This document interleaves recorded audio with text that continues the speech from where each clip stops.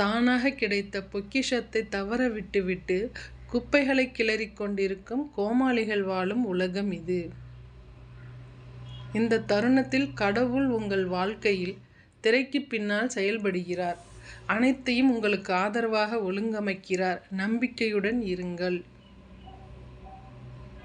நீ செய்யும் தவறுக்கு எதிர்பாராத நேரத்தில் தண்டனையும், நீ செய்யும் நன்மைக்கு தக்க சமயத்தில் உதவியும் நிச்சயம் கிடைக்கும். நாம் எத்தனை தானங்கள் செய்தாலும் பிறரிடம் காட்ட வேண்டிய பெரிய தானம் நிதானம்தான். கடவுள் எழுதி முடித்துவிட்ட நாடகத்திற்கு தினமும் போடுகிறோம் வேஷம். நன்மை செய்து பழக்கப்பட்டவர்கள் தீமை செய்ய நினைத்தாலும் அவர்களால் செய்ய முடியாது. எந்த பெண்ணையும் இழிவாக நினைக்காதே. ஒவ்வொரு பெண்ணும் அவள் குடும்பத்தின் ஆணிவேர். உன் கடமைகளை நீ தவறாமல் செய்யும் பட்சத்தில் என்னை தேடி நீ வர தேவையில்லை. உன்னை தேடி நீ இருக்குமிடம் நானே வருவேன். நன்றி.